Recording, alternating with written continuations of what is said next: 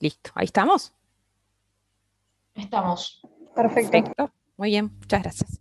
Bueno, entonces, como les decía, vamos a ver la estructura de de distintos elementos y compuestos de distintas clases, de distinta naturaleza respecto al enlace en el estado sólido. ¿Tá? Entonces, lo primero que tendremos que pensar es por qué será importante estudiar cómo se disponen los átomos en el espacio, que de eso se trata la estructura, en el estado sólido. Definitivamente la razón es porque eso importa para las propiedades. Para las propiedades de muchos elementos y compuestos es fundamental saber cuál es su estructura en el estado sólido. Y uno de los casos más fáciles de entender es el que corresponde a la estructura del hielo. ¿Sí? Ustedes saben que en general en el estado sólido los elementos y compuestos son más densos, ¿sí? Y más compactos que en el estado líquido. Sin embargo, en el caso del hielo, eso no pasa. Y por eso, una cosa que todos vemos en nuestra vida diaria es que el hielo flota en el agua líquida.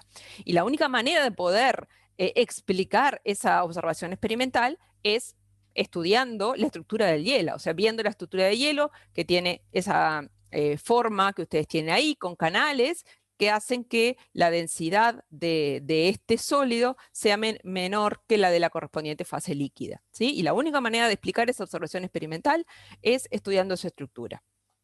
Pero podemos ir incluso a cosas más complejas, ¿sí? Sabiendo la estructura cristalina de una proteína, por ejemplo, o de una enzima, podemos tener muchísima información respecto a su función, ¿sí? Y a la función que cumplen los distintos aminoácidos de la proteína en el centro activo, todas esas cosas que ustedes estudian en bioquímica, con muchas de ellas se conocen a partir del estudio de la estructura cristalina en estado sólido de esas proteínas y enzimas. Y que a pesar que algunas veces la estructura no es exactamente la misma en el estado sólido que cuando la proteína está disuelta, de todas maneras se puede sacar muchísima información de ese tipo de estudios.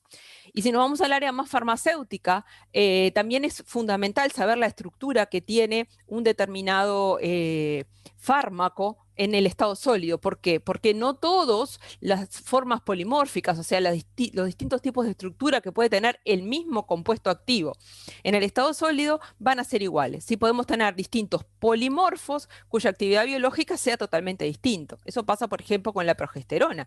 Y en muchas veces es necesario incluso aislar un polimorfo de otro, o sea, la disposición en el espacio diferente de los distintos polimorfos hace que las propiedades sean diferentes, incluso propiedades relacionadas no solo con la actividad biológica, sino que también con la toxicidad, ¿sí? Cambia, por ejemplo, la solubilidad, cambia la estabilidad, ¿sí? Y es el mismo compuesto que lo único que se diferencia es que en la disposición de las moléculas en el estado sólido. Y si vamos a la parte más de materiales relacionada con la química inorgánica, también tenemos muchos materiales cuyas propiedades solo se pueden explicar con la estructura que tienen en estado sólido. Ese dibujito que yo les puse ahí es la estructura cristalina de lo que se llama un MOF, un Metal Organic Framework. ¿Sí? Es una estructura polimetálica que tiene muchos átomos metálicos y también muchos compuestos orgánicos, ¿sí? Formando un gran compuesto que tiene esos canales que ustedes ven ahí. Y ese MOF se utiliza se puede utilizar como sensor de gases. ¿Qué quiere decir? Si yo coloco ese compuesto en estado sólido en un lugar donde hay un gas que quiero detectar, ¿sí? Por ejemplo, hidrógeno, eh, eh, el gas que se incluye en esos canales me modifica la estructura cristalina, ¿sí? Me modifica alguna propiedad de ese sólido que yo puedo medir, puedo detectar la presencia de ese gas, incluso cuantificarlo. Y según el tamaño de ese canal que ustedes ven ahí, va a ser la selectividad que va a obtener un determinado MOF respecto a distintos gases, ¿sí? Y cómo los uso y cómo veo eso y cómo me doy cuenta, cómo estudio y cómo sintetizo un nuevo material que cumple esa función, solamente lo puedo hacer estudiando su estructura en el estado sólido. Bien, así que espero haberlos convencido de que es importante conocer la estructura de los elementos y compuestos en el estado sólido porque determina en la mayoría de los casos sus propiedades. Pero antes de seguir, vamos a hacer una distinción sobre lo que consideramos que es un sólido cristalino y un sólido amorfo, ¿sí? Un sólido cristalino es un sólido que por definición se dice que tiene un ordenamiento de largo alcance. ¿Sí? Eso quiere decir que las partículas del sólido están en el espacio ordenadas en forma tridimensional en el largo alcance. O sea que yo puedo ver un ordenamiento, un patrón, ¿sí?, de las partículas del sólido en el largo alcance. Y ese patrón incluso se hace evidente en las propiedades macroscópicas. Si yo tengo un sólido cristalino, voy a ver formas geométricas, voy a ver caras planas, ¿sí?, que de alguna manera dan cuenta de ese ordenamiento de largo alcance. Cuando yo tengo un sólido que es amorfo, ¿sí?, un sólido amorfo, ese ordenamiento de largo alcance no se ve, se pierde el brillo, se pierde la forma geométrica de las partículas, etc. ¿Qué vamos a estudiar nosotros? Los sólidos cristalinos, ¿sí?, porque en los sólidos amorfos es muy difícil, digamos, la disposición de las partículas del sólido en el espacio va a ser distinta cada vez que ese sólido cristalice, probablemente, y es muy difícil de racionalizar, pero sí lo vamos a poder hacer para un sólido cristalino, ¿sí? Así que en todo lo que nosotros estamos hablando, estamos pensando en que un determinado compuesto o elemento lo estamos estudiando en su forma cristalina, ¿sí? Muy bien. Y en definitiva, en estas dos clases que vamos a estudiar la estructura de los sólidos, vamos a ver diferentes aspectos. Vamos a ver algunas cuestiones generales sobre las redes cristalinas, algunos aspectos generales, básicos, sobre las distintas redes cristalinas que podemos tener, esos distintos ordenamientos de las partículas del sólido en el espacio. Y en particular vamos a estudiar la estructura que suelen tener los metales y sus aleaciones, la estructura de los sólidos iónicos, la estructura de los sólidos moleculares y la estructura de las redes covalentes y los distintos tipos de sólidos que sabemos que existen y que clasificamos de esa manera en función del tipo de enlace que tiene, ¿sí? Y después, finalmente, al final de la clase que viene, vamos a hablar un poco más, con un poco más detalle, de una red covalente particular, ¿sí?, que son los silicatos. ¿Por qué vamos a hablar de los silicatos y no vamos a hablar de otras cosas en particular? Porque los silicatos, ustedes saben que son de los compuestos más abundantes en la naturaleza, ¿sí? Todo lo que nos rodea en la naturaleza prácticamente está formado por silicatos, ¿verdad? Desde la arena, cualquier tipo de material de construcción, piedras, etcétera, todo eso son silicatos. Tiene una variabilidad estructural riquísima, ¿sí? Y por lo tanto es muy productivo, digamos, estudiar su estructura, sobre todo en el estado sólido, ¿verdad? Que es como lo vamos a encontrar. Bien, arranquemos entonces a hablar un poco de los distintos ordenamientos cristalinos, ¿sí? De cómo se pueden ordenar y cómo podemos estudiar el ordenamiento de las partículas de un sólido en el espacio. Y ese dibujito que yo les puse ahí es un ordenamiento, en este caso en dos dimensiones, ¿sí? Que de alguna manera representarían una estructura en dos dimensiones, ¿sí?, de lo que fuere. Y esos polígonos que ustedes ven ahí son polígonos que yo elegí y que de alguna manera me permiten que yo, mirando solamente ese polígono, de alguna manera pueda representar el ordenamiento total de las partículas en el espacio. ¿Qué quiero decir con esto? Si yo tomo este polígono, por ejemplo, este paralelogramo, y lo muevo a la derecha y hacia abajo, ¿sí?, me representa totalmente la estructura, ¿sí? Lo mismo con cualquiera de estos otros, ¿sí? A esas unidades que se pueden tomar dentro de un ordenamiento cristalino y que de alguna manera cuando yo las desplazo, en este caso en dos dimensiones, a lo largo de todo el ordenamiento, me lo representan en su totalidad, es lo que se llama la celda unidad. Y como se ve ahí, puede haber muchas celdas unidades que yo pueda seleccionar para un determinado ordenamiento, ¿sí?, de puntos, de esos que parecen pescaditos o de lo que fuere, ¿sí?, de átomos también, ¿sí? Pero estrictamente nosotros le vamos a llamar celda unitaria a, de todas esas posibles representaciones, la que sea la más pequeña, ¿sí?, la representación más chica, ¿sí?, la celda unidad más chica que me represente toda la estructura, que en este caso sería ese cuadradito que está ahí, ¿sí? En esa representación que yo tengo ahí, ¿sí?, puedo sustituir esos dibujitos que tengo ahí por puntos, ¿sí? Y lo que formaría sería lo que se llama un retículo o una red, sería un ordenamiento de puntos, ¿sí?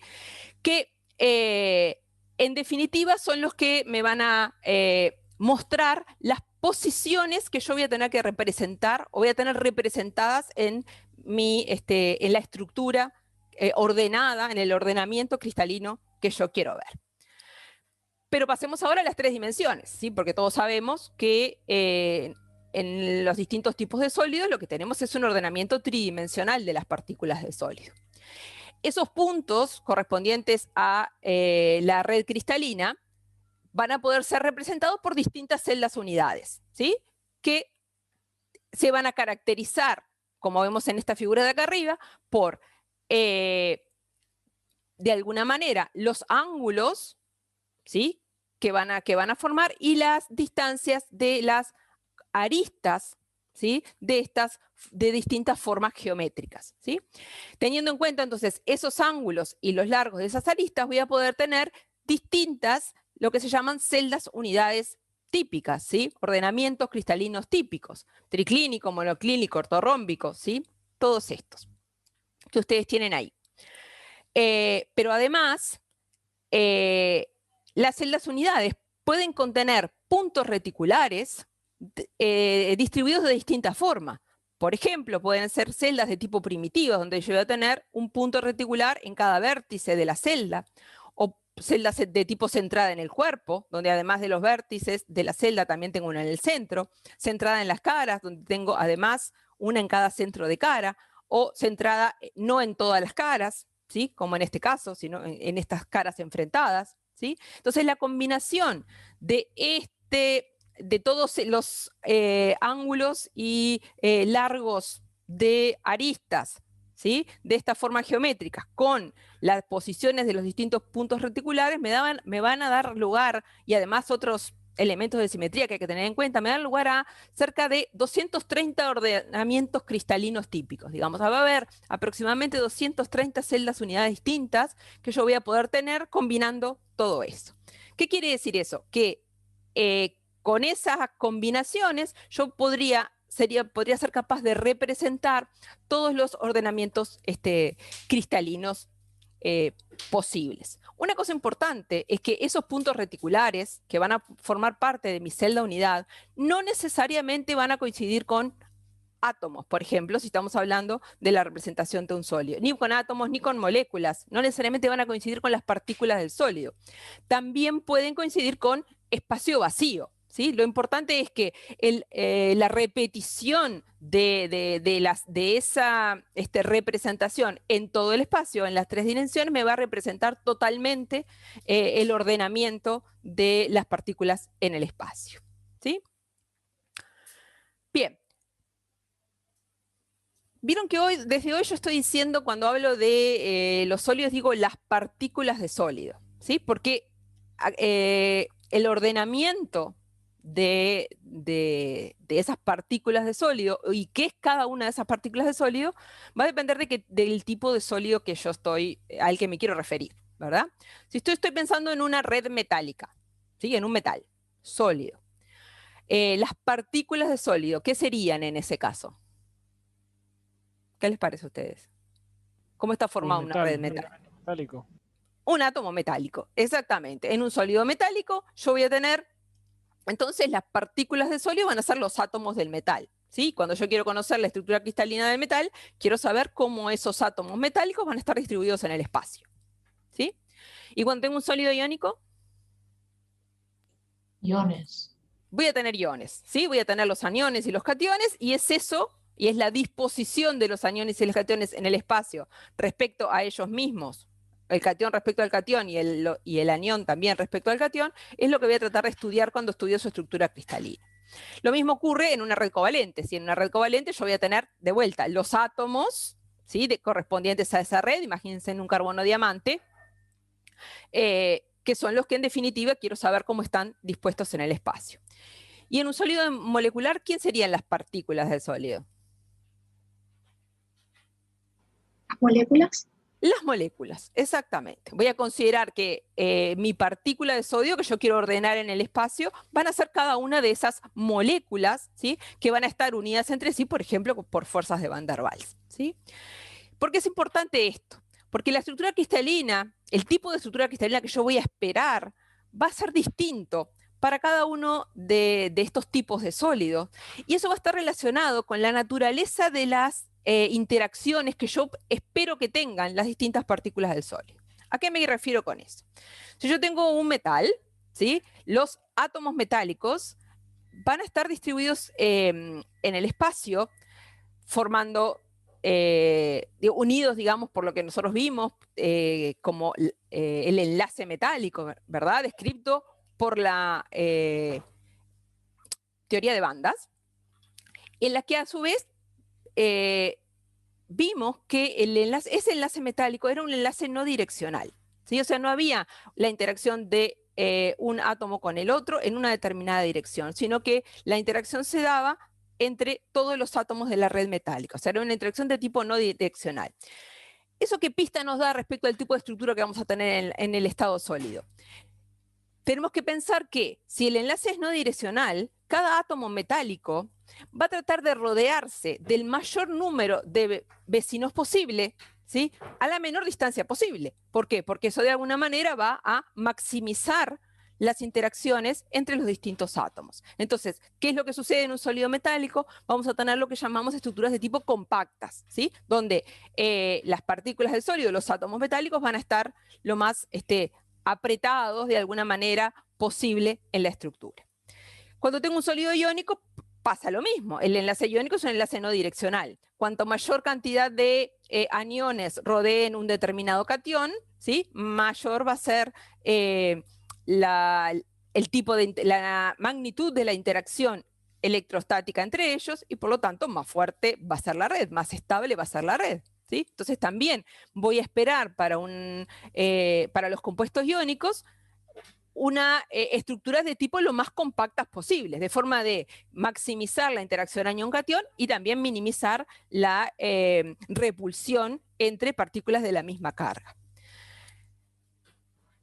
Algo bastante similar sucede cuando yo tengo un sólido molecular, ¿sí? Imagínense que yo tengo dióxido de carbono. Cada una de las moléculas de dióxido de carbono va a ocupar una posición en el espacio y esas partículas de dióxido de carbono, independientemente de que el carbono y el oxígeno estén unidos entre sí por enlace covalente, esas moléculas de dióxido de carbono van a estar unidas por fuerzas de Van der Waals, ¿verdad? Que también son no direccionales. Y por lo tanto, en el espacio, cada una de esas moléculas de dióxido de carbono va a tratar de rodearse del mayor número posible de otras moléculas a la menor distancia posible, también para maximizar las interacciones. Pero esto ya no puede ocurrir en el caso de una red covalente. Imagínense la red del diamante, ¿sí? La posición de los átomos de carbono en una red covalente va a estar determinada por la direccionalidad del enlace covalente. Ahí sí, yo tengo un carbono con hibridación sp3 que va a estar rodeado por 4 átomos más de carbono en los vértices de un tetraedro regular. Y digamos, esa direccionalidad del enlace y la hibridación del carbono me va a determinar cuál es la posición de cada uno de esos átomos en el espacio. Ahí ya no vale aquello de cuanto más amontonado mejor, digamos, para maximizar las interacciones, generar estructuras compactas. No, porque la posición de los átomos va a estar determinada por esa direccionalidad del enlace covalente, ¿sí? Algo similar va a ocurrir, por ejemplo, si yo tengo un sólido molecular como el agua, en el que las interacciones entre una molécula y otra se dan a través del enlace de hidrógeno, que es direccional, ¿sí? Entonces eso me va a fijar de alguna manera las posiciones de las moléculas de agua en el espacio, y es lo que pasa en la estructura del hielo. En el hielo no están lo más amontonadas posible que están las moléculas de agua, ¿verdad? En el estado sólido, sino que están fijas, en posiciones fijas que dan lugar a esos canales y esas posiciones están determinadas por la direccionalidad del enlace de hidrógeno que las mantiene unidas, ¿sí? Entonces, a la hora de tratar de pensar en las distintas estructuras que vamos a tener en el estado sólido, tenemos que tener en cuenta entonces las interacciones que va a haber entre las partículas de los distintos tipos de sólidos, ¿sí? Bien, Y empecemos por los metálicos, ¿sí? Vamos a empezar por los metales, que como tenemos partículas todas iguales, ¿sí? Es lo más fácil, digamos, para empezar por algún lado. Y ustedes tienen ahí en la tabla periódica las estructuras típicas que suelen tener los metales. Fíjense que a pesar de que tenemos una variedad, tenemos muchísimos metales en la tabla periódica, la cantidad de estructuras diferentes no son tantas, ¿sí? Ahí tenemos los que están pintados de amarillo, son las que se llaman las estructuras cúbica compacta, los naranjitas, estructura hexagonal compacta, los verdes, estructura cúbica centrada en el cuerpo, y después tenemos otra estructura, esa que es media naranjita con amarillo, que es una estructura un poco más rara. Vieron que son algunos nomás que la tienen, que ahora vamos a ver que es una estructura un poco distinta, ¿sí? Pero fíjense que la mayoría de los metales tienen esas tres fundamentalmente estructuras típicas. Los que están pintados de blanco son algunos que tienen estructuras raras, ¿sí? O que de repente sus estructuras cristalinas todavía no se conocen del todo, ¿sí? Profe, una consulta. Sí, diga. ¿Por qué los gases nobles también aparecen con la estructura más amarilla, digamos? Bueno, en realidad no son metales, eso es un hecho. Pero en el estado sólido, como también son átomos aislados, ¿sí? En el estado sólido tienen estructuras que se parecen a lo de los metales, ¿sí? Porque también las interacciones entre ellos van a ser interacciones de tipo de Van der Waals, no enlace metálico, pero también son átomos aislados que van a interaccionar entre sí. Entonces forman estructuras de tipo compacta igual que los metales, por eso están marcados ahí, ¿sí? Bien, gracias. Muy bien, vamos a ver entonces estas estructuras que tenemos ahí, las estructuras típicas de los metales, cómo son en realidad, ¿sí? Y para eso vamos a utilizar nosotros lo que llamamos un modelo de esferas, ¿sí? Vamos a considerar que cada uno de los átomos del metal es una pelotita, ¿sí? Y como dijimos, como el enlace metálico es no direccional, cada átomo metálico va a tratar de rodearse en la estructura del sólido de la mayor cantidad de vecinos posibles a la menor distancia posible, formando lo que se llaman estructuras compactas. En nuestro modelo de esferas, ¿sí? Yo puedo ordenar las esferas en el plano, como en este caso, ahí no estoy solamente el paso, de distintas maneras, ¿sí? Que unas van a ser más compactas que las otras. La estructura azul, la que ustedes ven azul, ¿qué les parece? ¿Es más o menos compacta que la verde? Menos. Menos, ¿verdad? Sí, se ve claramente que los huecos son más grandes y que hay más espacio, digamos, entre una esfera y otra. La estructura azul es una estructura entonces no compacta, mientras que la estructura verde es la disposición de esas esferas iguales más compacta que podemos tener. Más amontonado que eso no pueden estar, ¿sí? Entonces, eso es lo que vamos a llamar nosotros de aquí en más una capa compacta, ¿sí? Esta estructura que vemos en la figura verde, ¿sí? Esto es una capa compacta. Entonces, suponemos, por lo que hemos estado diciendo hasta ahora, que cuando yo tengo un metal, va a estar formado por distintas capas compactas, ¿sí? Esto que es en el plano, lo tenemos que pasar ahora a las 3 dimensiones, ¿sí? Bien, ¿qué es lo que pasa cuando yo quiero pasar esto a 3 dimensiones? Tengo que colocar arriba de mi capa compacta una segunda capa compacta, ¿sí? Que es la que está pintada en este dibujo con azul, ¿sí? La capa azul. ¿Dónde va a estar la capa siguiente para que la estructura en 3 dimensiones sea compacta? Se va a ubicar en los huecos de la capa anterior. Porque fíjense que si yo coloco la capa compacta, la segunda capa, perdón, exactamente encima de la primera, se van a generar huecos mucho más grandes, no va a ser tan compacta. Si yo los huecos que tenía, estos huecos triangulares que tenía en la primera capa, que están marcados con crucecita y redondelito, los ocupo, ¿sí? Con la segunda capa, estoy obteniendo una estructura, una segunda capa compacta, ¿sí? Y una estructura ya ahora en 3 dimensiones que es compacta. Hasta ahí vamos bien. Primera capa, segunda capa. Voy acomodando como si fuera naranjas en un cajón, ¿sí? De forma que me quedan lo más amontonadas posible. La primera capa, la segunda capa. Y ahora tengo que poner la tercera capa. Y ahí sí voy a tener 2 posibilidades.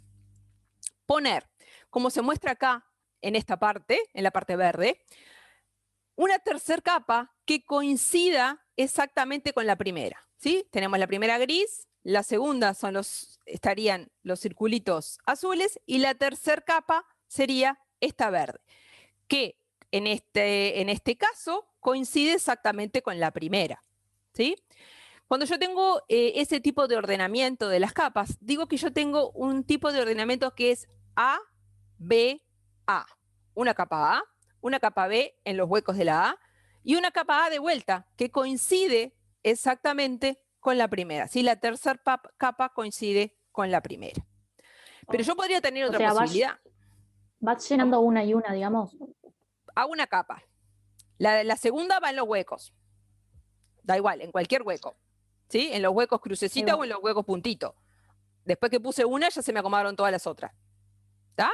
Pero cuando voy a poner la tercera capa, tengo dos posibilidades. Ponerla. Va a estar en los huecos de la segunda, pero puedo ponerla que coincida con la primera, que es lo que se ve acá en el dibujo verde, o que no coincida, que es lo que se ve acá en el dibujo violeta, donde tengo la capa gris, la capa azul y la capa violeta que no coincide con la gris, ¿sí? Que se encuentra en los huecos de la segunda, pero no coincide. Este tipo de ordenamiento es lo que se llama un ordenamiento de tipo A, B, C. Capa A, capa B en los huecos, capa C en los huecos de la B, pero que no coincide con la A, ¿sí? Esos dos ordenamientos posibles, ¿sí? Profe, Sí. la estructura que está formando es la cúbica centrada. La cúbica, ahí voy a eso. Justo ahí iba a explicar eso. Voy a representar las estructuras cúbica y hexagonal compactas. No sé a qué le llamaba centrada, pero estoy yendo para el lado compacto. Estas son estructuras compactas. Fíjense que yo estoy apilando capas compactas. Lo más apretado que puede estar esas esferas iguales es en estas disposiciones. Bien, en el caso de las verdes, ¿sí? Como yo les decía, tengo una secuencia de apilamiento de capas de tipo A, B, A, B, A, B, A, B, A, B, A, B. ¿Sí? Eso da lugar a lo que se llama un empaquetamiento hexagonal compacto. ¿Sí? Por ahora es solo un nombre. Cuando yo tengo una secuencia de apilamiento de capas que es de tipo ABC, ABC, ABC, ABC, ABC, o sea, la primera no coincide con la tercera, recién la cuarta coincide, eso me va a dar lugar a lo que se llama un empaquetamiento cúbico compacto. ¿Sí? O sea, van a ser dos empaquetamientos compactos, dos distribuciones de esas esferas iguales en el espacio que son distintas y que por lo tanto dan lugar a ordenamientos tridimensionales que son distintos, el hexagonal compacto y el cúbico compacto. Como les dije recién, estos son empaquetamientos compactos, ¿verdad? Es lo más apretado, cualquiera de los dos, son idénticos, y es lo más apretado que pueden estar esas esferas todas iguales en el espacio. Pero de todas maneras, como ustedes ven ahí, igual queda espacios vacíos, ¿verdad? Todos esos empaquetamientos, a pesar de ser compactos, tienen huecos, tienen espacios vacíos. De hecho, la eficiencia de empaquetamiento es del 74%. ¿Qué quiere decir eso? Que del total volumen ocupado, el 74% está ocupado por esferas, el resto es espacio vacío. ¿Sí? O sea, a pesar de que es lo más apretado que podemos poner esas esferas, igual hay un 26% de espacio vacío en una estructura compacta. Y otra característica muy importante que tiene una estructura compacta es lo que se llama el número de coordinación o índice de coordinación, lo pueden encontrar también en algún libro. ¿A qué se refiere el número de coordinación? Es la cantidad de esferas que están rodeando a una esfera determinada en el espacio. O sea, ¿con cuántas se está tocando? ¿Sí? ¿Cuáles son con qué cantidad son las que tiene a la mínima distancia posible? Ahí dice que el número de coordinación para estas estructuras compactas es 12. Vamos a ver de dónde sale ese 12. Vamos a considerar esta esfera que tengo acá, esta gris. ¿Sí? Esta esfera va a estar rodeada en su misma capa, ¿por cuántas esferas? 6. Por 6, ¿verdad? Formando esta estructura de margarita que es típica de una capa compacta. ¿Sí? Siempre que yo quiero mirar una capa compacta, trato de buscar la margarita. Entonces vamos a tener en su misma capa 6 esferas. Pero a su vez, esta esfera, sigo considerando la misma, se va a estar tocando ¿con cuántas esferas de la capa de arriba?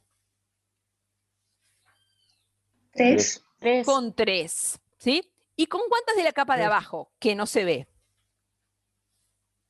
Con 3. Bien, con 3. 3 Con, también. también con 3, exactamente. Así que en definitiva tengo cada una de las esferas rodeadas con, se va a estar tocando con 6 esferas de su misma capa, 3 de la capa de arriba y 3 de la capa de abajo, dando un número de coordinación 12, que es el número de coordinación máximo que se puede tener, ¿sí? Porque como dijimos, estas son las estructuras más compactas que podemos tener y por lo tanto el índice de coordinación 12 va a ser el máximo posible, ¿sí? Y lo que decíamos hoy, cada átomo va a estar rodeado de la mayor cantidad de vecinos a la menor distancia posible, es esta representación.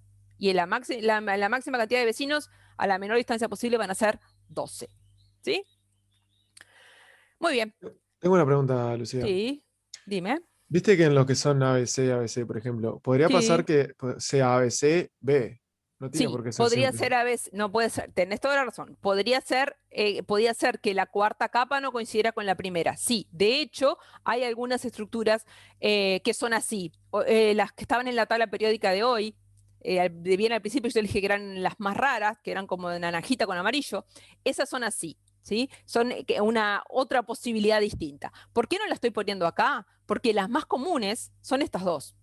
La hexagonal compacta y la cúbica compacta, para la estructura de los metales y los compuestos químicos. Si yo si pienso en esto como naranja para arreglar en un cajón, valdría exactamente igual, ¿sí? Pero en este caso, para las estructuras de los metales en particular, y de la mayoría de los elementos y compuestos que vamos a ver, estas son las que se encuentran mayoritariamente. Muy bien. Vamos a ver ahora entonces con más detalle qué diferencias tienen esta estructura hexagonal compacta, que era la del apilamiento AB, AB, AB, y la cúbica compacta, que era ABC, ABC, ABC. ¿Y qué vamos a ver en particular? ¿Cuál es la celda unidad de esos empaquetamientos compactos? ¿Sí? Porque dijimos que nosotros para cada estructura cristalina teníamos que conseguir una celda unidad, ¿sí? Que era la estructura mínima que cuando yo la muevo en todas las dimensiones me representa totalmente el empaquetamiento en este caso, ¿sí? Profe, una pregunta. Sí. ¿El número de correlación es tanto para el empaquetamiento hexagonal compacto como para el cúbico compacto? Idéntico, el índice de coordinación y el porcentaje de ocupación. Es para cualquier estructura compacta, cualquier esfera que consideremos, en cualquiera de las dos disposiciones, de los dos empaquetamientos, va a tener índice de coordinación 12 y en total va a haber un 74% de ocupación. Perfecto, gracias. ¿Sí? Bien, acá tenemos entonces de nuevo, visto desde arriba en este dibujito, el apilamiento de capas A, B, A, B. O visto desde el costado, capa A, capa B, capa A. ¿Sí? La margarita, capa compacta o triangulito, me muestra claramente que estoy apilando capas compactas. Muy bien. ¿Cuál sería, podríamos pensar, que es la celda unidad de este tipo de apilamiento de capas? ¿Sí?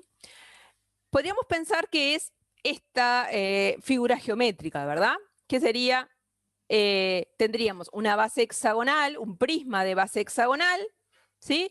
Con 3 esferas en el interior, ¿sí? Correspondiente a la capa A, la capa B, la capa A, ¿sí? Definitivamente, esto es una celda unidad para la estructura hexagonal compacta. Si esto me representa, o sea, la superposición de las capas compactas de esta forma me representa toda la estructura.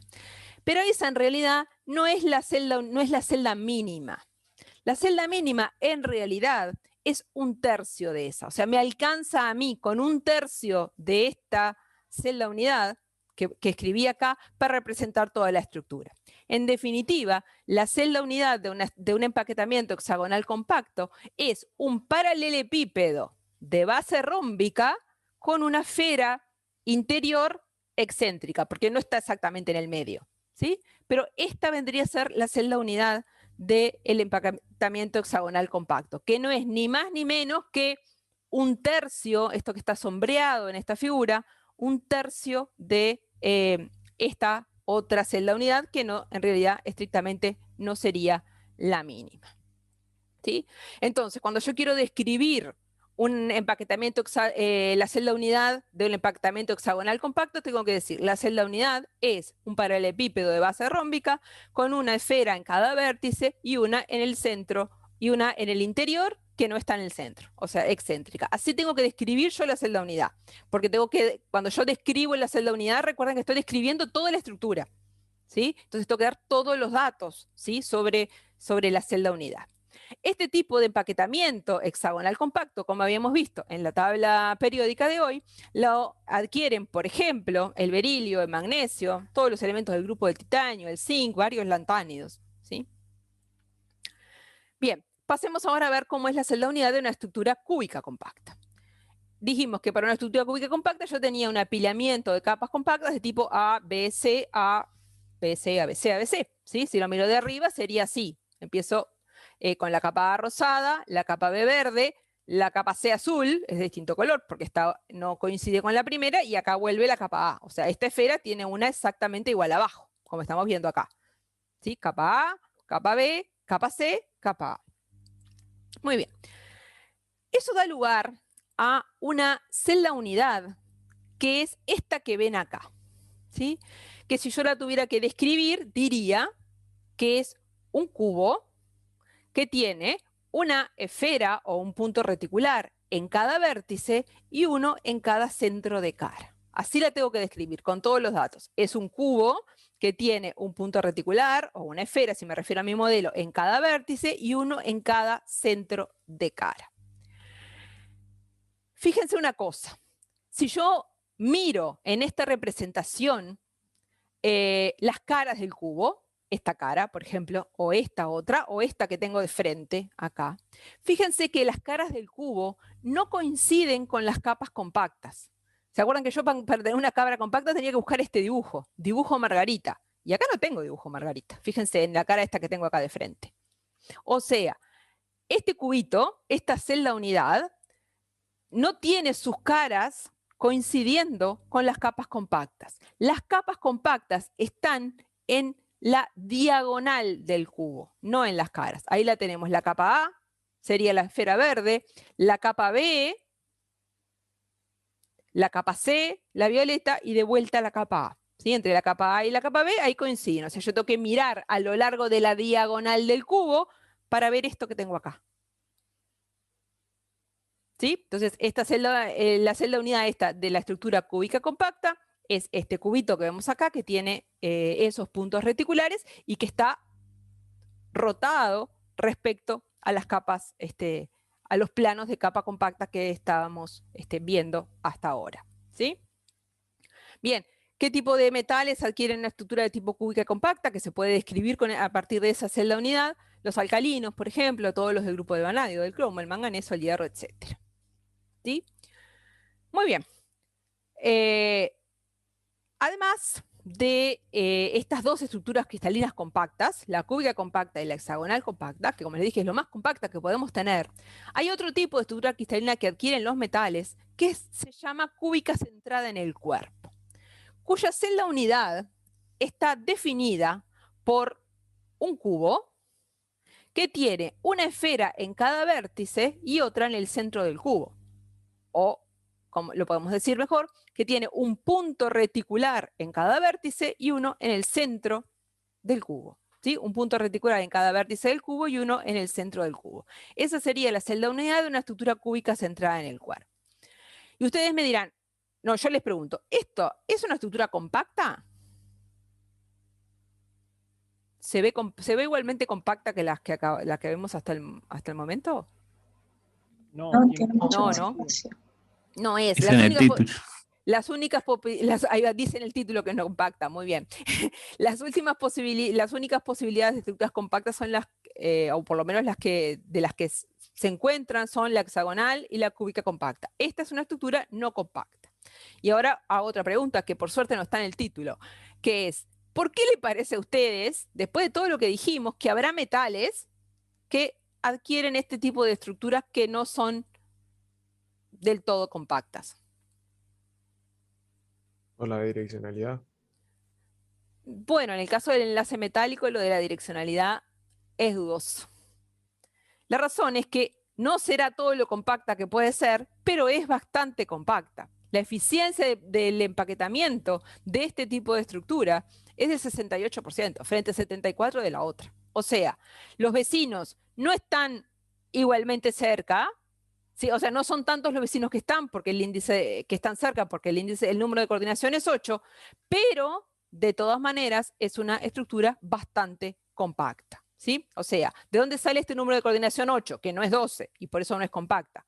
Cada esfera, que acá está pintada con verde, pero debería ser roja, porque son todas iguales, estamos hablando de un metal, está rodeada por 8 esferas, ¿sí? 4 y 4. Si consideramos, por ejemplo, el centro del cubo, o podemos considerar cualquiera y pasa lo mismo, ¿sí? Va a estar rodeada por 8 y por lo tanto el número de coordinación es 8. Ese número de coordinación más bajo nos muestra que es una estructura menos compacta, pero que tiene una eficiencia de empaquetamiento que no es tan baja, o sea que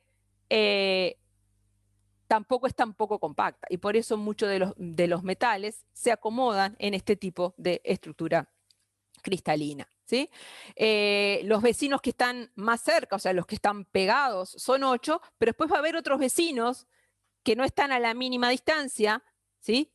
Que sería la esfera verde que iría acá en este agujero que estoy marcando, que también van a interactuar entre sí a una distancia un poco mayor, pero que en definitiva va a maximizar las interacciones en este tipo de estructuras, ¿sí? Así que la cúbica centrada en el cuerpo, la cúbica compacta y la hexagonal compacta son las estructuras más comunes para los metales, ¿sí? Muy bien. Profe, Sí. yo no entendí ahí por qué hay átomos que prefieren esa estructura, digamos. En realidad no O sea, lo porque sé. si no es la más compacta posible. En realidad, ¿por qué algunos adquieren la cúbica compacta, otros la hexagonal compacta y otros la cúbica centrada en el cuerpo? No lo sé. Es una cuestión de energía, definitivamente, de cuál es la más estable. Lo que yo les pregunté, ¿por qué esta entra en el juego? Es porque en realidad, a pesar de no ser compacta, es bastante compacta. Y de todas maneras, ahí los átomos están con un número alto de vecinos a distancias relativamente cortas, ¿sí? 8 pegados, pero hay otros que irían acá, acá, acá, acá, que están relativamente cerca, lo cual de alguna manera hace que las interacciones sean suficientemente buenas como para que esta estructura sea estable. ¿Por qué determinados metales cristalizan con una estructura y no con otra? Vaya uno a saber. Será lo más estable para ese metal en esas condiciones según el tamaño, la energía de los orbitales, el tipo de banda que forma. Todo eso va a determinar en definitiva cuál es el tipo de estructura cristalina que cada uno va a adquirir. ¿Sí? ¿Se entendió? Capaz que yo hice la pregunta incorrecta. No quise decir por qué una y no otra, quise decir por qué Claro, esta yo que le no es busqué una compacta. explicación. Sí, una Porque explicación. usted hizo la pregunta, Entiendo, yo le capaz busqué que una yo explicación te como de. induje a error, pero mi pregunta era por qué esta que parece no compacta, pero que en realidad lo es bastante, ¿sí? Muy bien, seguimos. ¿Qué estructuras, qué metales tienen estructuras cúbicas centradas en el cuerpo? Ahí tenemos el calcio, el troncio, todos los grupos del níquel, el grupo de cobre, el cerio. Sí, hay un montón de metales que tienen este tipo de estructura. O sea, a pesar de no ser compacta, es una estructura que es estable, ¿sí? Para los metales, ¿sí? Es energéticamente favorable. Muy bien. Y además de los metales, ¿sí? Que es lo que acabamos de ver, esferas todas iguales, partículas de sólido todas iguales, también hay otro tipo de sustancias que tienen en estado sólido este mismo tipo de estructuras, ¿sí? Que son las aleaciones. Como dijimos el otro día, las aleaciones son soluciones sólidas, ¿sí? O sea, mezclas sólidas, donde tenemos más de un metal, como en muchas de ellas, o si no, pueden ser mezclas de un metal con un no metal, como en el caso de los aceros, que es lo que dice ahí. Las aleaciones se pueden clasificar en dos grandes grupos, sobre todo esto desde el punto de vista más bien industrial, en ferrosas y no ferrosas, o sea, las que contienen hierro y las que no contienen hierro. Las aleaciones ferrosas, las más importantes por lejos de todo punto de vista, son los aceros, ¿sí? Que son aleaciones de hierro con carbono, o sea, metal con no metal, y las fundiciones, y se diferencian entre sí sobre todo por fundamentalmente, digamos, por la proporción de carbono que hay en cada una de ellas, ¿sí? Y esa proporción de carbono hace que sus propiedades físicas sean bien distintas, ¿sí? O sea, según la proporción de carbono que tenga una aleación ferrosa, van a ser sus propiedades. Por ejemplo, la dureza, ¿sí? Una fundición es mucho más duro que un acero, por ejemplo. Y después vamos a tener las aleaciones no ferrosas, que son todas las otras, ¿sí? Muchas muy comunes de nuestra vida diaria, como el bronce, que es una aleación de cobre y zinc, el latón, el oro, que nosotros tenemos en las joyas, por ejemplo, que excepto que sea oro 24 quilates, si no, no es oro puro, sino que es una aleación. Dependiendo del color del oro, puede ser una aleación de oro, cobre y plata, si es oro amarillo. Oro blanco es oro, plata y paladio, o oro y paladio, ¿sí? Según la calidad. Tenemos la plata, ¿sí? La plata, los anillos de plata, las joyas de plata, que no son de plata, no son de 100% plata, sino en una aleación. Si tengo una plata 900, quiere decir que es una plata que tiene un 10% de cobre, ¿sí? La alpaca, que es como si fuera una plata berreta, digamos que no tiene plata, también es otro tipo de aleación. De hecho, todo lo que nosotros vemos en nuestra vida diaria y decimos, esto es de metal, en el 99% de casos es de una aleación, ¿sí? Bien, y las propiedades que tengan las diferentes aleaciones en cuanto a dureza, como decíamos en el caso de los aceros y las fundiciones, en caso a la capacidad de ser maleables, de ser dúctiles, va a depender de la estructura en el estado sólido de esa aleación, de la proporción de un metal al otro, que va a determinar en definitiva la estructura de esa aleación en el estado sólido. Y desde ese punto de vista vamos a tener dos tipos de aleaciones, las aleaciones sustitucionales y las intersticiales. En las aleaciones sustitucionales lo que vamos a tener es sustitución de alguno de los átomos del componente mayoritario de la mezcla por otro, por las de otro metal generalmente. Y las aleaciones intersticiales son aquellas en las que tenemos una mezcla y el segundo componente, el componente minoritario, no sustituye posiciones reticulares en la red del metal original, sino que se coloca en los huecos, que ya vimos que por más compacta que fuera la estructura, igual existía, ¿sí? Las aleaciones de tipo intersticial generalmente se dan entre un metal y un no metal. Típico caso del acero, ¿sí? Una aleación que es de hierro con carbono. ¿Por qué va a ser metal y no metal? Porque el segundo componente de la mezcla, para poder entrar de alguna manera en los huecos de la estructura compacta del metal original, tiene que tener un tamaño que sea mucho menor, ¿sí? Acá tenemos más o menos la relación de tamaños que tiene que haber, y para eso tiene que ser un no metal, ¿sí? Entonces tenemos generalmente un metal con carbono o con nitrógeno o con hidrógeno o con boro, ¿sí? Acá tenemos, por ejemplo, la estructura de la austenita, que es un tipo de acero, ¿sí? Donde tenemos los átomos de hierro, que serían las esferas grises, que tienen una estructura ¿de qué tipo de las que vimos? Si la tuvieran que clasificar. ¿Se acuerdan de esta celda unidad? Claro, el cuerpo. Cúbico, compacto. Cúbica Centrada en las compacta, no caras. cúbica centrada en el cuerpo, cúbica centrada en las caras. Cúbica compacta y cúbica centrada en las caras son sinónimos. Fíjense que tiene en esta celda unidad, hay una esfera en cada vértice y una en cada centro de cara, ¿sí? En el centro del cubo no hay nada, en realidad hay ahí una pelotita azul que corresponde a los átomos de carbono que se encuentran en los huecos de la estructura de este tipo de acero, ¿sí? Las pelotas azules serían los átomos de carbono que se encuentran en los huecos de la estructura, ¿sí? Es una aleación de tipo intersticial. El segundo componente está en los huecos. Y dentro de las aleaciones de tipo sustitucional vamos a tener dos grandes tipos también, lo que se llama la solución sólida sustitucional o las fases de superestructura.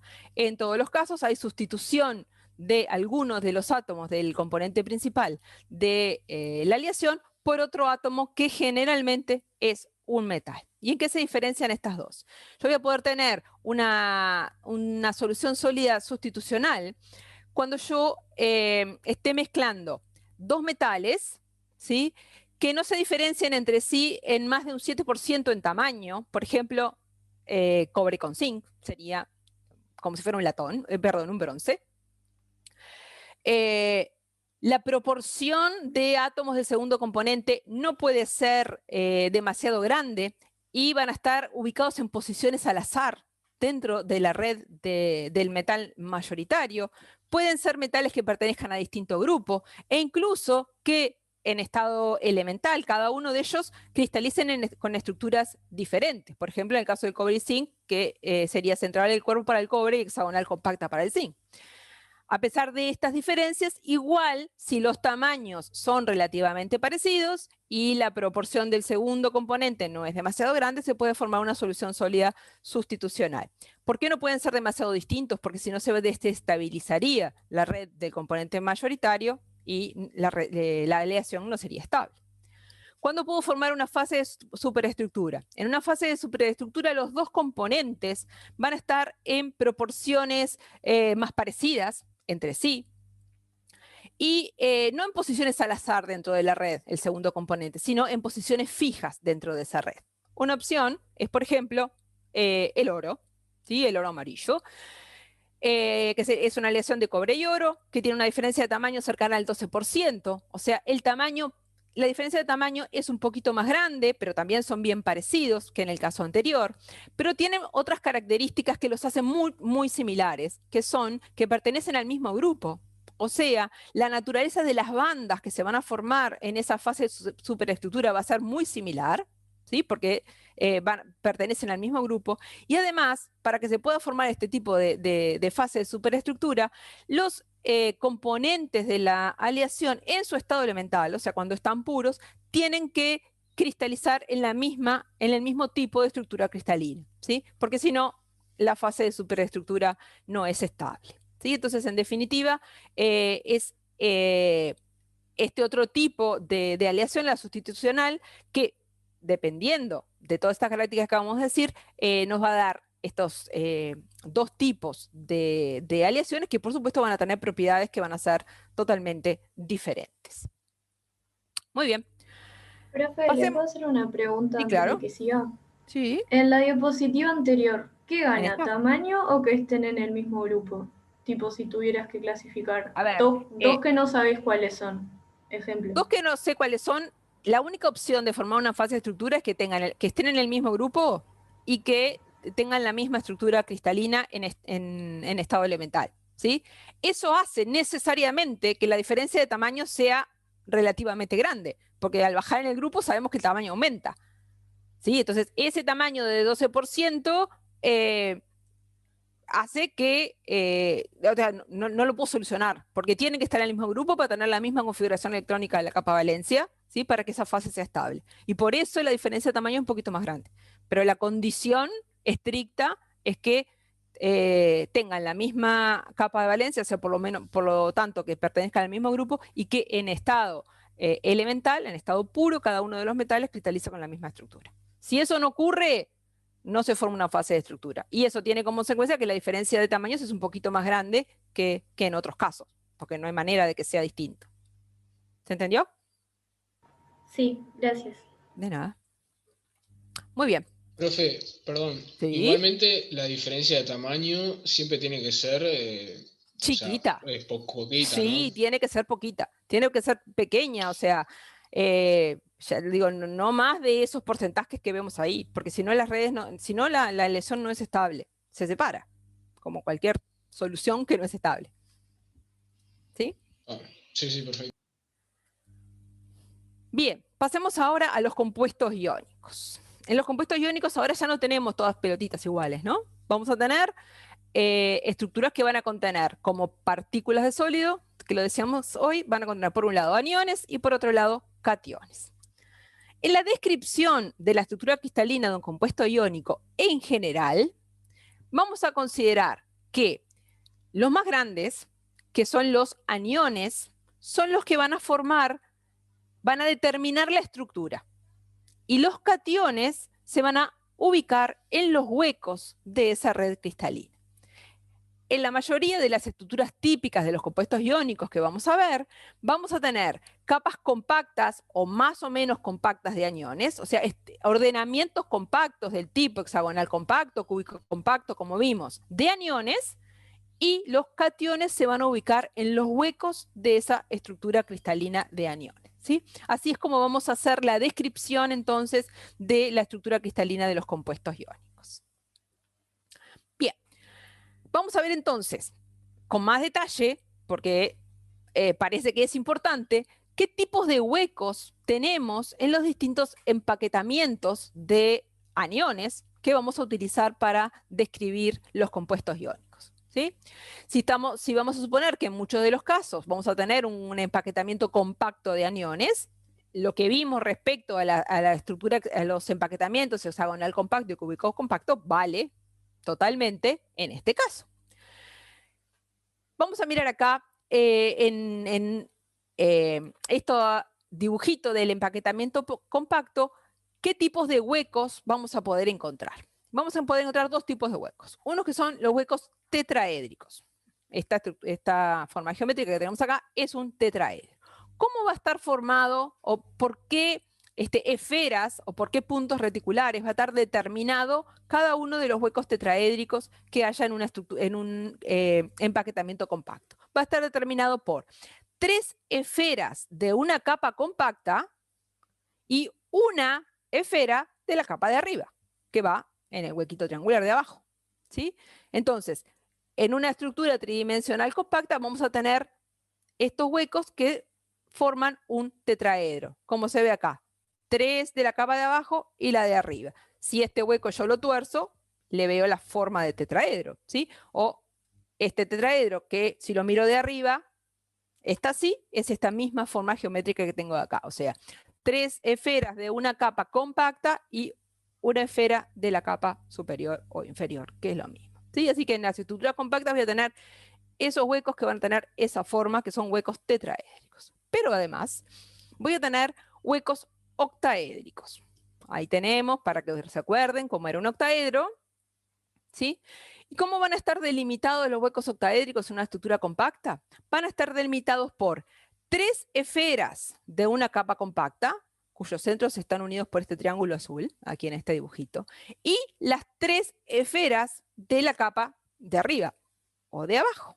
O sea, 3 y 3. 3 de una capa con 3 de la otra, ¿sí? Un triangulito de los que buscamos en las capas compactas hacia un lado y el triangulito hacia el otro lado de la capa de arriba, ¿sí?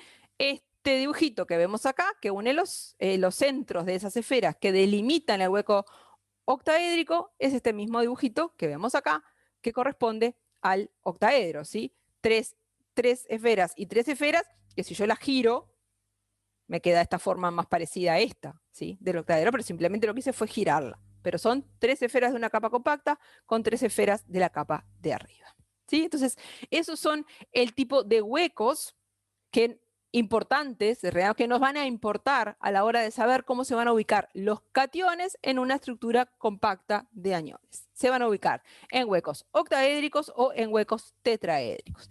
Porque ustedes miran con atención, también hay estos huequitos chiquitos acá, ¿sí? Que podríamos decir que son huecos triangulares, si quieren. Pero esos huecos son tan chiquitos que ahí no va ningún cation. Ahí no va nadie, ¿sí? Entonces no tienen ninguna importancia desde el punto de vista de la descripción de la estructura de un compuesto iónico. Los únicos que nos van a importar son los huecos octaédricos y los huecos tetraédricos. Bien, vuelvo a esta diapositiva, porque todo bien con los huecos tetraédricos y los huecos octaédricos y que los aniones estén representados por las esferas y los cationes se ubiquen en los huecos, en nuestra descripción de la estructura cristalina, pero necesito saber, en una determinada celda unidad de un determinado tipo de estructura, cuántas esferas hay, porque eso me va a determinar cuántos huecos de esos octaédricos y tetraédricos van a estar ocupados. ¿Por qué me importa la cantidad? Porque la cantidad de aniones y cationes que hay en una determinada estructura cristalina, o sea, la relación entre ellos tiene que cumplir la estequiometría del compuesto, ¿sí? Si yo tengo cloruro de sodio, la cantidad de aniones tiene que ser igual a la de cationes. no tengo vuelta. No es que yo puedo ubicar los cationes, la cantidad de cationes que sea para la cantidad de aniones que sea. No, tiene que cumplir la estequiometría del compuesto. Entonces, es importante que yo sepa para cada uno de los ordenamientos compactos que acabamos de ver, cuántas esferas, que serían cuántos aniones hay por celda unidad, y por lo tanto eso me va a determinar cuántos y cuáles son los huecos que se van a ubicar por cationes. ¿Sí? Bien, entonces vamos a ir viendo eso con cada uno de los ordenamientos compactos que vimos. Y ahí empezamos por la estructura cúbica compacta. Si ustedes miran ahí la estructura cúbica compacta, de vuelta, describo la celda unidad. Es un cubo que tiene un punto reticular en cada vértice y uno en cada centro de cara. Así describo la celda unidad. ¿Cuántas esferas, o dicho, aplicado a este caso, cuántos aniones habría por celda unidad si la estructura fuera cúbica compacta de aniones? ¿Cuántas hay? ¿Cuántas esferas? 4. 4, dicen por ahí. ¿Ustedes ven 4? Yo veo cantidad ahí. 8. 8. ¿Alguien ve 8? Yo veo más que 8. 14. Veo 8 rojas y 6 azules. ¿No? Eso es lo que vemos ahí. ¿Hay en realidad 14 esferas en la celda unidad de una estructura cúbica compacta? La respuesta es no. ¿Por qué no? Porque no todas esas esferas pertenecen totalmente a la celda unidad, sino que están compartidas con las celdas unidades vencidas. Piensen que esto no está aislado, sino que hay un cubito acá al lado de otro en todas las dimensiones. ¿Sí? O sea, cada una de esas esferas no pertenece totalmente a esa celda unidad, sino que está compartida con otras celdas unidades. Por ejemplo, las esferas, en este caso los aniones que están en los centros de las caras, van a estar compartidos por 2 celdas unidad, ¿sí? Por esta y la de arriba, o por esta y la de al lado, o por esta y la de abajo, ¿sí? Por lo tanto, cada una de estas esferas, yo las tengo que contar que solo la mitad pertenece a mi celda unidad. La otra mitad es de la celda unidad de al lado. O sea, cada una de las esferas que están en los centros de las caras valen 1/2. Las cuento como 1/2, no las puedo contar enteras. ¿Qué pasa con las que están en los vértices de la celda unidad, en los vértices del cubo? Cada uno de esos vértices va a estar compartido por 8 celdas unidades. Miren, acá está uno de los vértices. ¿Sí? Va a estar compartido por 4 celdas unidades en el mismo plano y las 4 de arriba. ¿Sí? Por lo tanto, cada uno de estos vértices, solamente 1/8 pertenece a la celda unidad. Los otros 7/8 pertenecen a otras 7 celdas unidades diferentes, que están compartiendo esa misma esfera. Entonces yo tengo que contar cada uno de esos vértices como 1/8 de esfera que pertenece a la celda unidad. En definitiva, ¿cuánto me da la cuenta? ¿Cuántos centros de cara tengo? ¿Cuántos centros de caras hay? 6. 6. Y cada uno lo hago contar por 1/2, así que me suma 3. Ahí voy 3. ¿Cuántos vértices hay? Que son las rojas. 8. 8. Pero cada uno vale 1/8. 8 por 1/8, 1. ¿Cuánto tengo en definitiva? 4 esferas por celda unidad. ¿Sí? 6 por 1/2 más 8 por 1/8 me da 4 esferas. Así todas esas que parecían que eran un montón, en realidad eran 4. Solamente hay 4 esferas por celda unidad en una estructura cúbica compacta. ¿Eso qué quiere decir? En el marco de lo que estamos viendo para los compuestos iónicos, que cada celda unidad de una estructura cúbica compacta de aniones va a contener 4 aniones. ¿Sí? Que nos quede clarísimo esto. Cada celda unidad contiene 4 aniones. Y dependiendo de cuál sea la estructura del compuesto iónico, vamos a ver cuántos cationes se van a ubicar en los huecos que tiene esa estructura. Si fuera cloruro de sodio, se van a tener que ubicar 4 cationes. ¿Sí? Para eso tenemos que saber dónde están y cuántos son los huecos, esos de los que hablamos, los huecos tetraédricos y los huecos octaédricos que dijimos había en este tipo de estructura, cuántos son para poder ver después el porcentaje de ocupación o la fracción de ocupación, porque todos los huecos no necesariamente van a estar ocupados. muchos van a estar vacíos, pero algunos van a estar ocupados por cationes y tenemos que saber cuántos y en qué tipo de huecos, ¿sí? Entonces vamos a tratar de ubicar para una estructura cúbica compacta dónde están los huecos tetraédricos y dónde están los huecos octaédricos y cuántos son. Vamos a empezar por los huecos tetraédricos. Recuerden que los huecos tetraédricos estaban delimitados por 3 esferas de una capa compacta y una esfera de la capa compacta siguiente o anterior, ¿sí? 3 de una capa y una de otra capa. Y recuerden también que cuando yo miro la celda unidad de una estructura de tipo cúbica compacta, las capas compactas no pertenecen, digamos, las caras del cubo no pertenecen a capas compactas. Las capas compactas las tengo que buscar así, ¿sí? Acá. Esta es una capa compacta. Esta es otra capa compacta, ¿sí?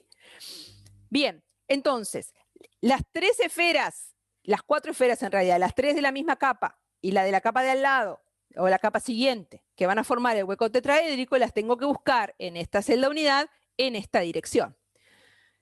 Los huecos tetraédricos de una estructura cúbica compacta van a estar delimitados, entonces, teniendo eso en cuenta, por 3 centros de caras adyacentes, que serían estas 3 pelotitas azules que estoy marcando, que pertenecen a una capa compacta, que sería esta, y el vértice que pertenecería a una capa compacta siguiente, ¿sí? Entonces, cada hueco tetraédrico va a estar delimitado por 3 centros de caras adyacentes y el vértice correspondiente, ¿sí?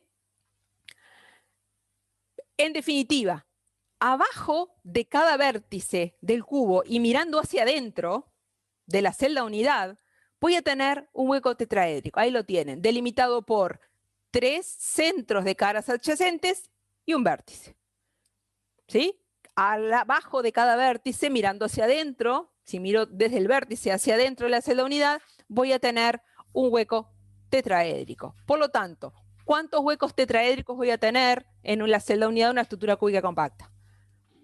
Si hay uno abajo de cada vértice, mirando hacia adentro, 8.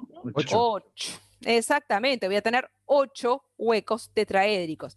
Y esos huecos tetraédricos, como están del lado de adentro de la celda unidad, no van a ser compartidos con nadie, van a ser toditos de ella, ¿sí? Por lo tanto, definitivamente voy a tener 8 en total, ¿sí? Que en este dibujito ahí se ve dónde están. Abajo de cada vértice, están representados por ese triangulito rojo, va a haber un hueco tetraédrico. 8 en total, 1 abajo de cada vértice. Si yo miro hacia adentro por el vértice, miro hacia adentro de la celda unidad a través del vértice. Muy bien, así que 8 esferas, 8 huecos tetraédricos que van a poder estar totalmente ocupados o no por cationes, dependiendo de la estequiometría del compuesto. Y también había huecos octaédricos, dijimos. Vamos a ver dónde están y cuántos son, ¿sí? Hay un hueco octaédrico que rompe los ojos cuando yo miro la celda unidad de la estructura cúbica compacta. ¿Lo ven ustedes, el mismo hueco que veo yo? Octaédrico, delimitado por 6 esferas en los vértices de un octaedro. El centro. ¿Dónde está? En el centro de la celda unidad. Exactamente, acá.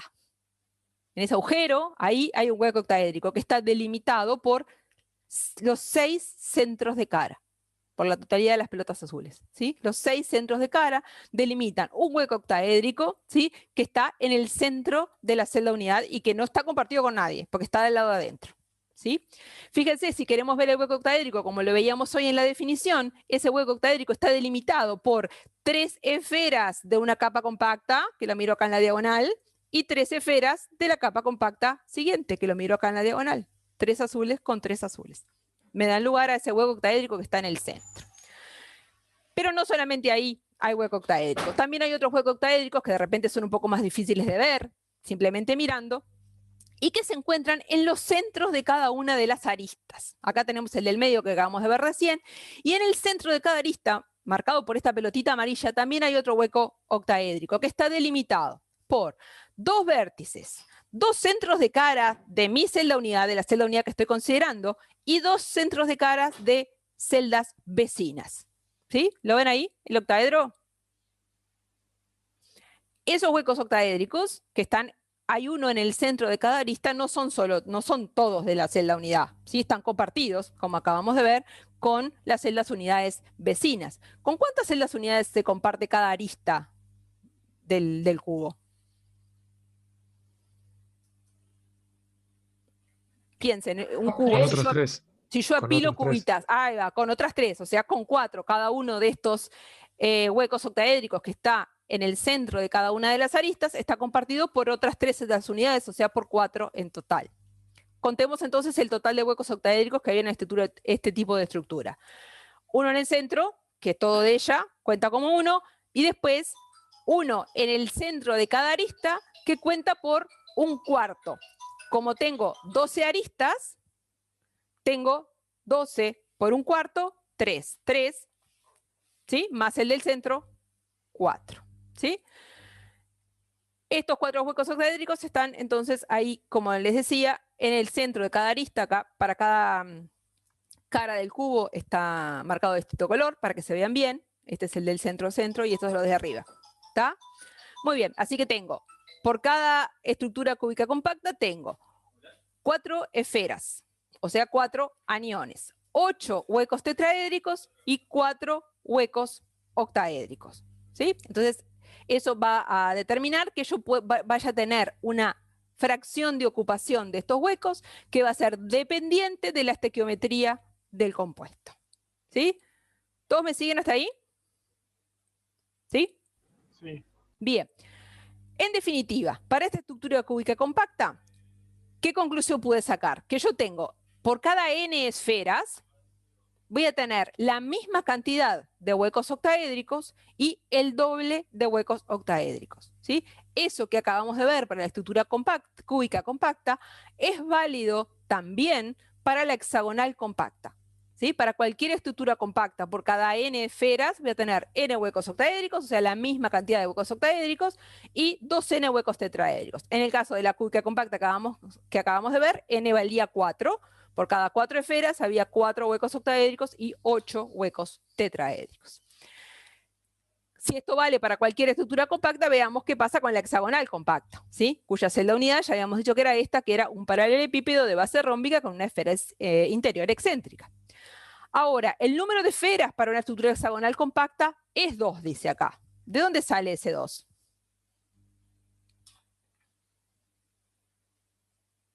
De hacer lo mismo De hacer lo mismo, de ver cuáles son las esferas que están compartidas, ¿sí? En este caso tenemos una que está en el centro, que es toda de la celda unidad, y después cada una de los vértices del paralelepípedo va a estar compartida por 8, así que vale 8 por 1/8, queda 1, más la del medio, 2. O sea, la celda unidad de la hexagonal compacta tiene 2 esferas, o sea, 2 aniones. Y si la relación se cumple respecto a los huecos tetraédricos y los huecos octaédricos, vamos a tener por cada 2 esferas, 4 huecos tetraédricos y 2 octaédricos. Y en estos dibujitos están marcados dónde se encuentran, ¿sí? Los 2 huecos octaédricos están totalmente en el interior de la celda unidad, delimitados por estas 3 esferas de la capa compacta. ¿Se acuerdan que en este caso sí, las capas compactas coinciden con las caras de la celda unidad? 3 esferas y 3 de la capa de abajo, y estas 3 y 3 de la capa del medio, ¿sí? Y acá están los tetraédricos, ¿sí? Que tenemos, que están compartidos. Tenemos 2 en cada una de las aristas del paralelepípedo y 2 en el interior.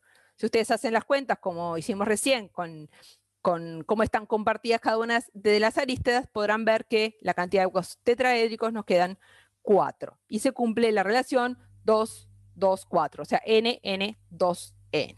¿Sí? Muy bien, esto es válido para las estructuras compactas, ¿sí? Que eran las que tenían los huecos octaédricos y tetraédricos que vimos. Bien, pero hay compuestos iónicos cuya red de aniones no es compacta, ¿sí? Y una de las del tipo de estructura que tienen varios compuestos iónicos y que no es compacta es la que tiene una estructura, un tipo de celda unidad que se llama cúbica simple, ¿sí? La celda unidad para una estructura cúbica simple es un cubo, de vuelta seguimos en el cubo, que tiene un punto reticular en cada vértice. Punto. O sea, una esfera en cada vértice y más nada. ¿Sí? Esa sería una red de aniones que claramente, como se ve acá y como dice en el título que me dijo el compañero hoy, no es compacta, ¿sí? No está formada por capas compactas en ninguna dirección, ¿sí? Para esta estructura cúbica simple, el número de coordinación de cada una de estas esferas es 6, ¿sí? ¿Verdad? Tengo 4 dentro de la misma capa.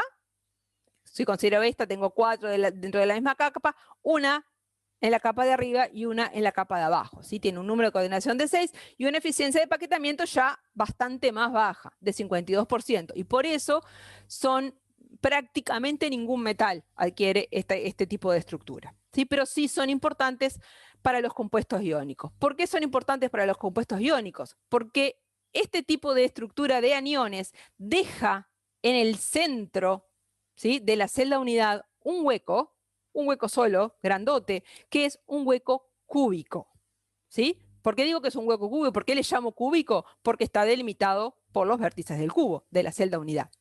Ese hueco es un hueco que tiene mucho mayor tamaño, lo pueden ver en el porcentaje de ocupación, y por lo tanto se van a ubicar en ese hueco cúbico cationes que no entran de alguna manera en los huecos tetraédricos y octaédricos de las estructuras compactas, ¿sí? Y por eso esta estructura de tipo cúbica simple son estructuras que tienen importancia no para los metales, pero sí para los compuestos iónicos. En el caso de la estructura cúbica simple, el número de esferas por celda unidad es 1.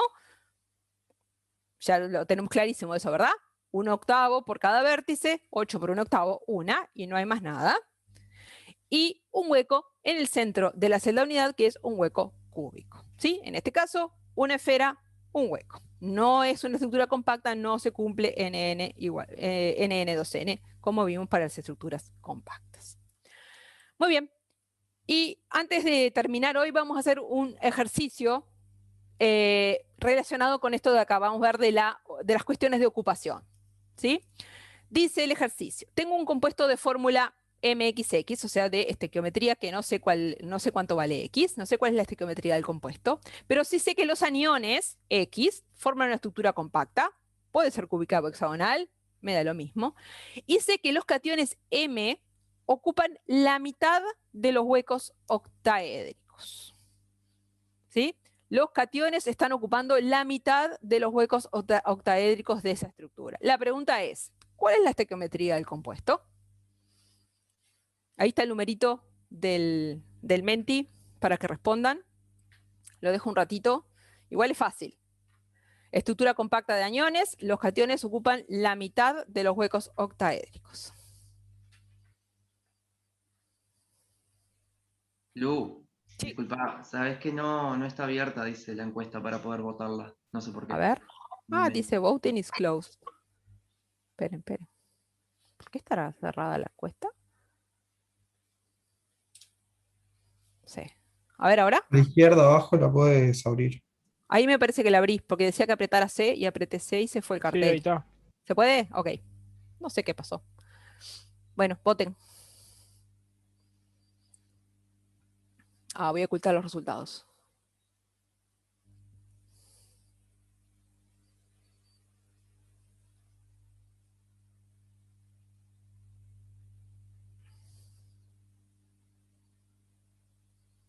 ¿12 votos tengo nomás?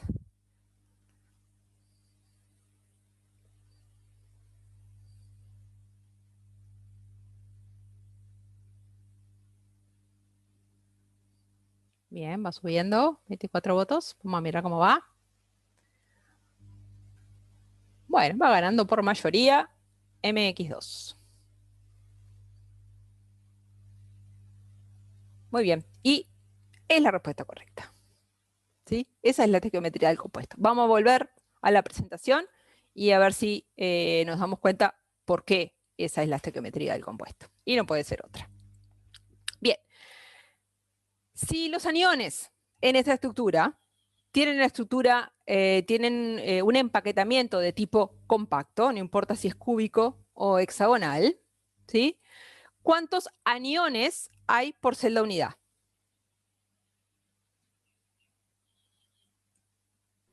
4. 4.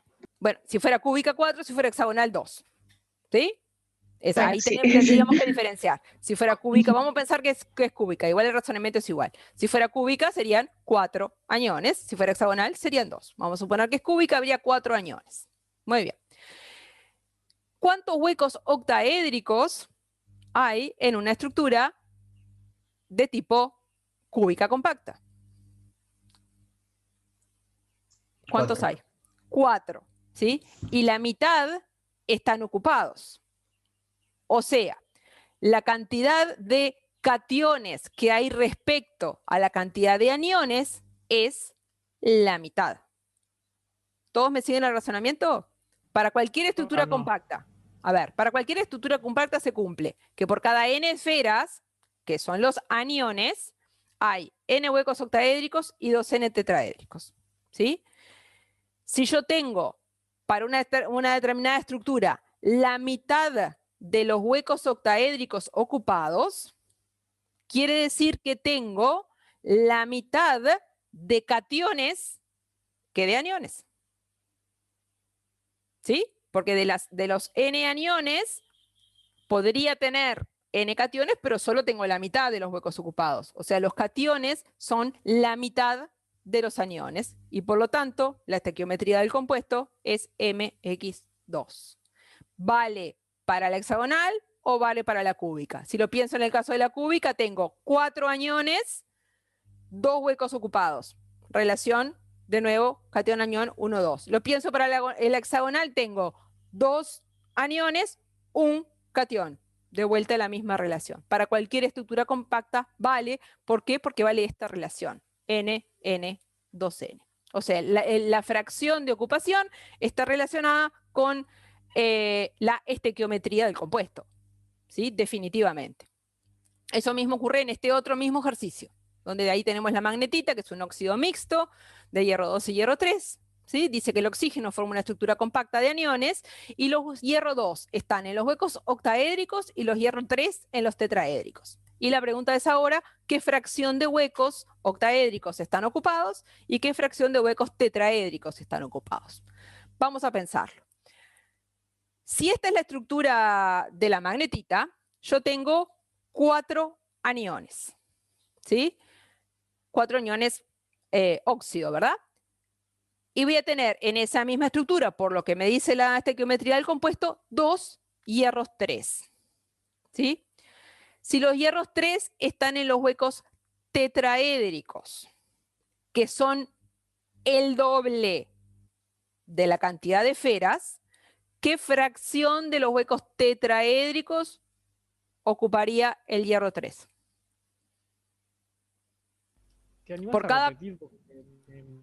Ahí voy de vuelta. Ahí voy de vuelta. Por cada celda unidad, ¿sí? Va a haber n esferas, n octaédricos y 2n tetraédricos. ¿Sí? La cantidad de... Las esferas son los aniones, ¿verdad? Así que en la celda unidad de la magnetita hay 4 aniones. ¿Sí? Y 2 cationes hierro 2.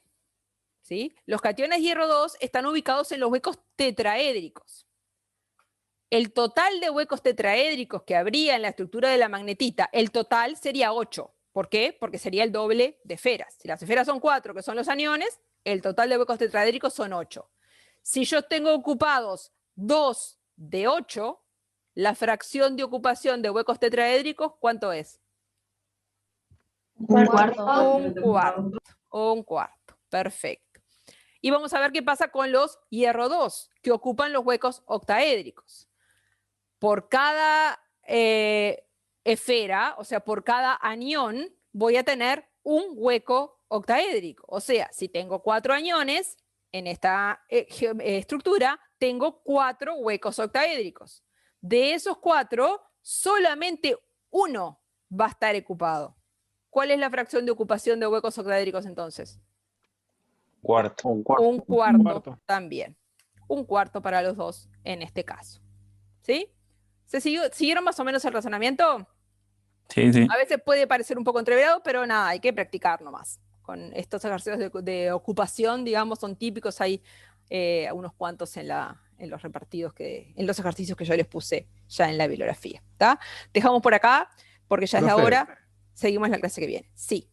Pero Sí, te ahí no habría mucha repulsión. Eso sería estable igual. Porque Dame si un vos segundito. no tenés cationes que ocupan los espacios,